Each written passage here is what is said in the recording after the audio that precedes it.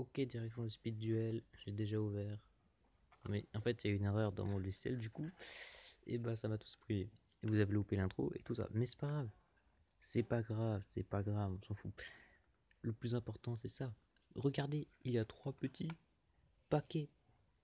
Donc, eh bien, tout simplement, les 3 decks de Yami Yugi, Chizui Star et Maximilian Pegasus sont séparés directement à l'intérieur du pack, du sachet, je sais pas comment on l'appellerait.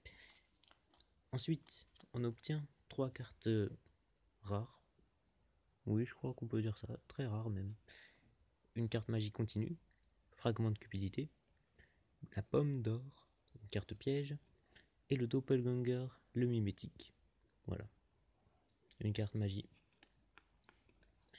Après quoi, on a ceci. En 10 secondes, je peux vous l'ouvrir avec une main. 1, 2, 3, 4, 5, 6, 7, 8, 9 et 10. Vous voyez, il est déjà ouvert. Ah putain, il s'est remis. Ok, donc. Voilà. Zone d'extra deck, zone de terrain, les zones de cartes magie piège, de monstres, le cimetière et le deck. Et derrière, on a les règles pour le spiel duel. Voilà. Ok, ok, ok. Ensuite, on a un nouveau type de cartes qui est apparu, je pense. Enfin, pour moi, c'est un nouveau type, hein. Ça fait longtemps. Des cartes personnages. Voilà, je sais pas comment on les appelle. Des cartes compétences, voilà. Ok. Donc, mis à part ça, ici, le deck de Shizu Ishtar. Donc, l'œil de la vérité, rite de l'esprit, contre-coup sacrificiel, bénédiction de Sébec, tempête cachée de la vallée mortuaire, stèle des protecteurs du tombeau, un chat de mauvais augure, le même chat que le mien, un chat de mauvais augure. Vous voyez le rapprochement ou pas? C'est les mêmes. Je vous dis que c'est les mêmes, je vous dis que c'est les mêmes. Donc,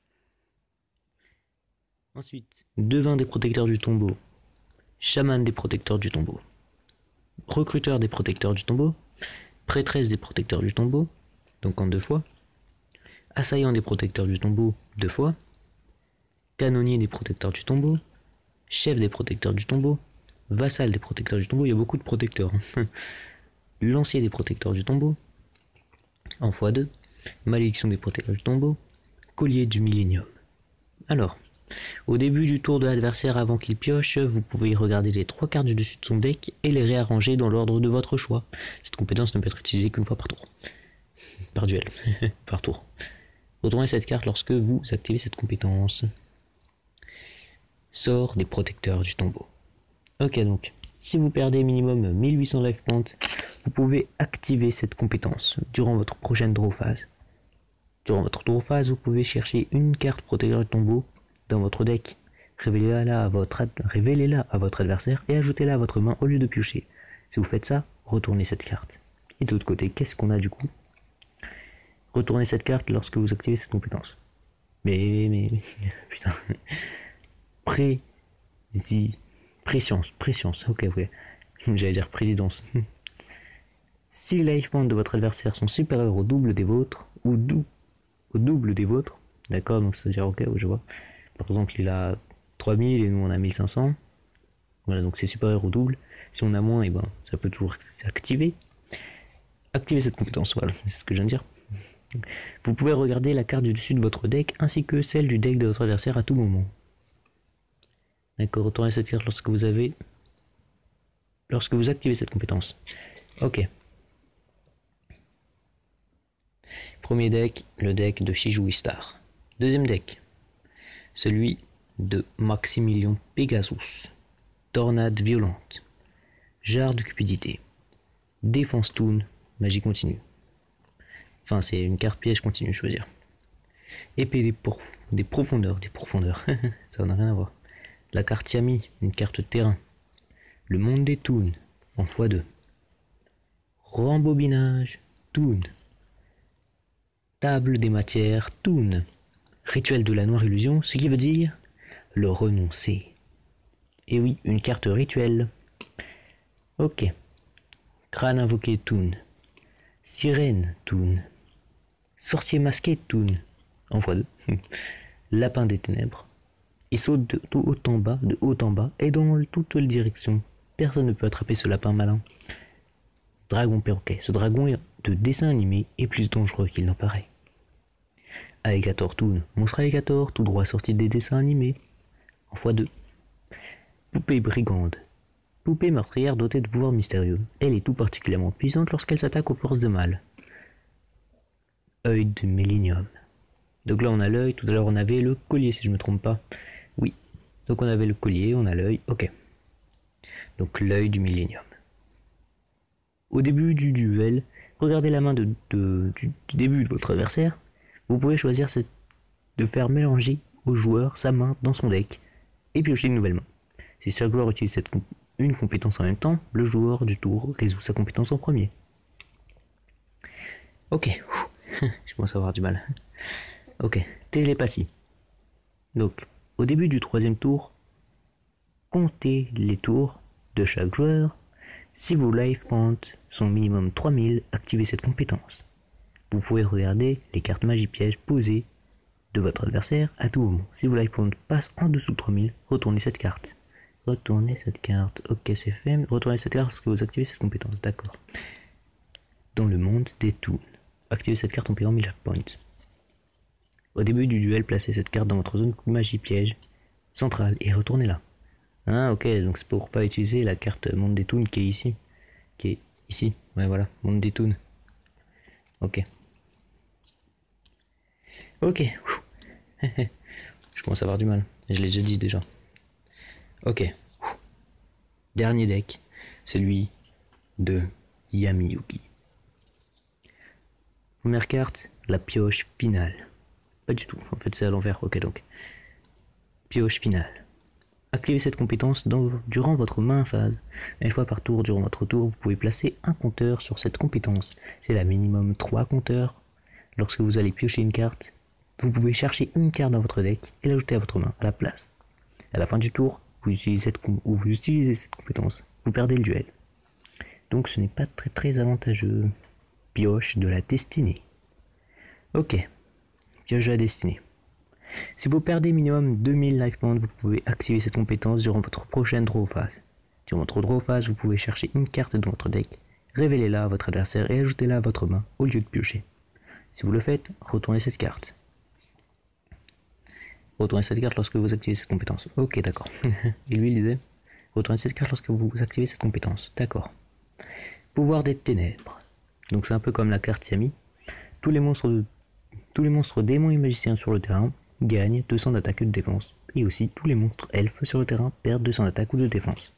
Enfin, et de défense, je veux dire, pas ou. Ok. La première carte est Magicien sombre. Mage suprême en termes d'attaque et de défense. Ok. On va peut-être les mettre comme ça en fait. En fait, j'aurais dû les garder dans le sens qu'ils étaient. Ok, comme ça. Ok. Lutin sauvage. Petit démon joueur qui se tapit dans la pénombre, attendant d'attaquer un ennemi imprudent. Poupée brigante. On l'a pas déjà lu celui-là. Et en plus il en faut 2. Ok. Magicienne des ténèbres. Gagne 300 d'attaque pour chaque magicien sombre ou magicien chaos sombre dans le cimetière. Oh, c'est trop mignon. Ok. Lexion, le bouffon démoniaque. Donc c'est un bouffon qui est démoniaque, ok. Durant votre mode phase, blablabla, ok.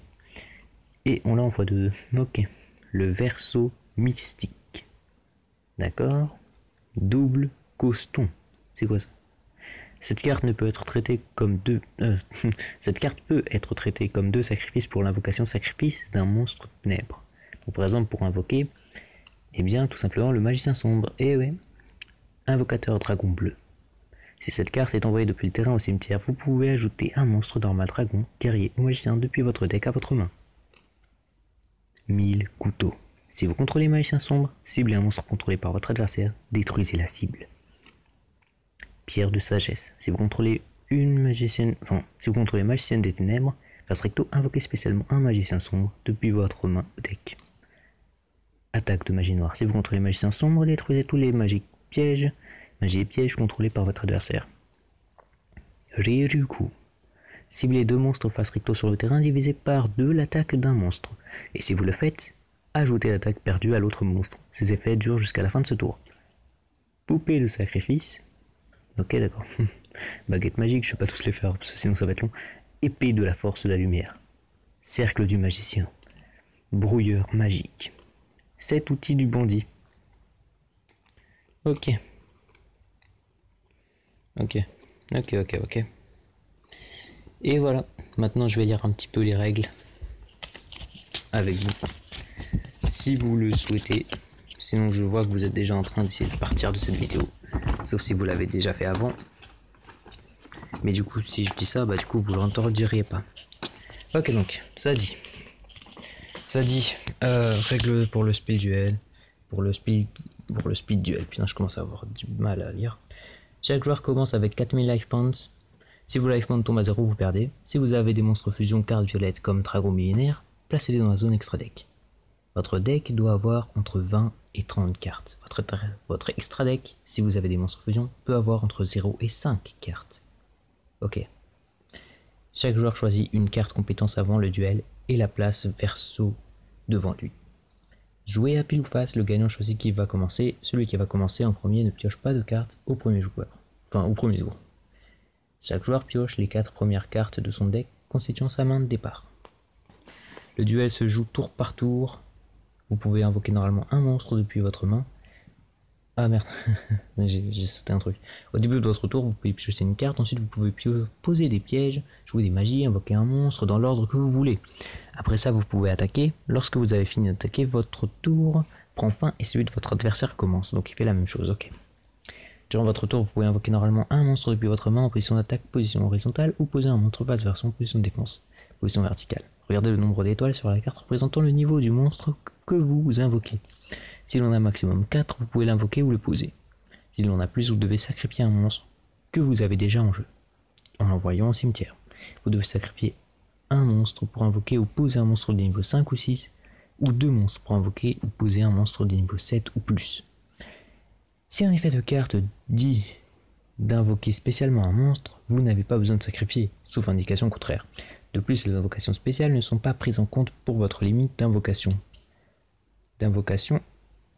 ou de pause normale d'un monstre durant votre tour. Et il y en a même qui peuvent être faites durant le tour de votre adversaire. Les monstres avec une bordure jaune n'ont pas de compétences spéciales mais sont inefficaces pour le combat. Les monstres avec une bordure orange ont des compétences spéciales qui sont donc indiquées sur la carte. Les monstres avec une bordure bleue, comme le renoncé, ne peuvent être invoqués qu'en utilisant la magie indiquée sur le monstre. Vous pouvez jouer les magies directement depuis votre main, zone piège, suivez les instructions de la carte. Si c'est une carte magie de terrain, placez-les dans la zone de terrain. Les magies pièges dans l'équipement ou continu restent en jeu dans les zones magie et pièges. Toutes les autres magies et tous les autres pièges vont dans le cimetière après avoir fait ce qui est indiqué sur la carte. Les pièges ne sont pas joués face recto durant votre tour, vous devez les poser face verso. Ensuite, durant n'importe quel tour après ça, le vôtre ou celui de votre adversaire, vous pouvez les retourner face recto en utilisant leur effet, puis envoyez-les au cimetière. Vous pourrez ainsi prendre votre adversaire par surprise. Chacun de vos monstres en position d'attaque peut attaquer une fois par tour. Choisissez un monstre à attaquer et si votre adversaire n'a pas de monstre, vous pouvez attaquer directement ses life points. Dans quel cas, votre adversaire perd les life points égaux à l'attaque de votre monstre. Si vous combattez un monstre de l'adversaire, regardez le tableau à droite pour voir ce qu'il se passe. Si vous attaquez un monstre face verso, retournez-le face verso. Face recto, je veux dire. Et s'il survit au combat, celui-ci reste face recto. Voici pour les bases du duel, vous pourrez en apprendre beaucoup plus. Par exemple sur les magies jeux rapides en consultant le livret de règles complet en ligne. Donc http je vous ai mis la description dans le truc. Je sais pas comment ça à tout lire, parce que sinon ça va être long. Passons à un autre point important. Choisissez bien votre compétence, elle aura un immense impact sur le duel. Donc, qu'est-ce qu'une carte compétence? Tout simplement, une carte compétence sont choisies avant que le duel ne commence.